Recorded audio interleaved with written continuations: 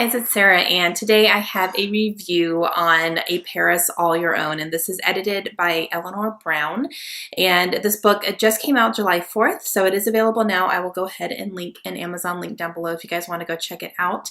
But this was sent my way by Putnam in order to give you guys a review for it, so thank you, Putnam. So this is an adult nonfiction anthology, and all of these stories in here are written by female authors who have written books that were either about Paris or set in Paris. So each author in here talks about their time that they had spent in Paris, whether it was doing research for a book or whether it was going on vacation with their family or, multiple vacations over the years. Regardless of what their situation was, they just told their stories about their time in the city. There are 18 different stories in here by 18 different women, so there was a lot of variety, most definitely about their experiences and places that they went and things they like to do there. So there was a good variety of information. One thing that I really thought was interesting about this anthology is that not all of these stories are happy ones. And I was expecting it to be like a big love letter to Paris, and some of it was, but some of these stories, some of these women didn't have great experiences there, and they're very open and honest about that. And I really liked that. I thought it gave it some more depth. It wasn't just like one big gush over the city of Paris.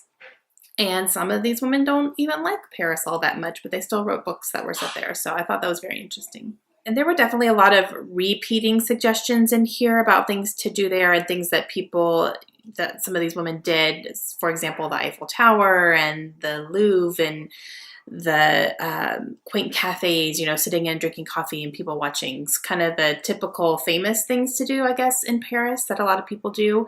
But there were also many who suggested skipping that kind of stuff and kind of in exchange for less crowded venues, like not the tourist trapped type things, For example, like go to the Eiffel Tower, but maybe don't go up.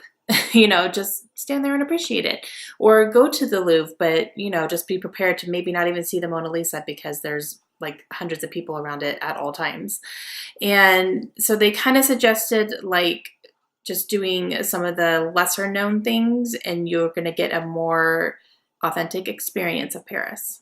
My favorite suggestion in here was to skip going to all the fancy restaurants and all that, and walk around and go to a bakery and buy a baguette and go to a meat market and buy some prosciutto and a hunk of cheese and go to a fruit vendor and buy some grapes and buy a bottle of wine and go and sit on a park bench and eat your meal that way. I loved that, and that sounds like a dream to me. Some of my favorites in here, my number one favorite was written by Paula McLean, who wrote The Paris Wife, and she did not have a very good experience in Paris. She had a lot of bad things happen to her while she was there, but seeing her reaction when she saw Ernest Hemingway's house it just like made the entire trip worth it for her, and I just love that. And now I really want to read The Paris Wife, which I have on my bookshelves. I just haven't read it yet.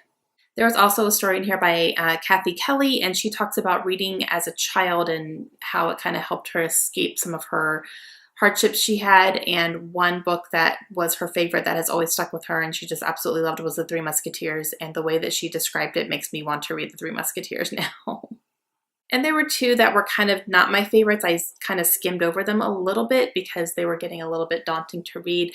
But that was by Cara Black and Lauren Willig, and they both mostly talked about just doing research there for their books, and that was kind of it. So it wasn't quite really, their amazing experiences or anything. It was more like I have to do research, and so then I went here, and then I went here, and this is what I did.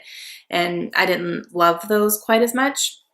But overall, I really did enjoy this book. I gave it a 4 stars, and it definitely makes me want to go to Paris. I can tell you that. I've always wanted to go just, to have that experience. But some of the suggestions in here just really, really made me want to go. Okay, guys, that is it for this review. So like I said, I really enjoyed it. And thank you, Putnam, for sending this book my way so that I could review it on my channel. And it definitely opened my eyes to the city of Paris and made me want to go for sure. And I think that if you've read any books about Paris, or Paris is a place that you enjoy or you like to read about, this is definitely a good book to check out to add to your collection for that. So again, I will leave an Amazon link down below because this is available now, and I hope you guys will check it out. I hope you have a great day, and I'll see you again soon. Bye.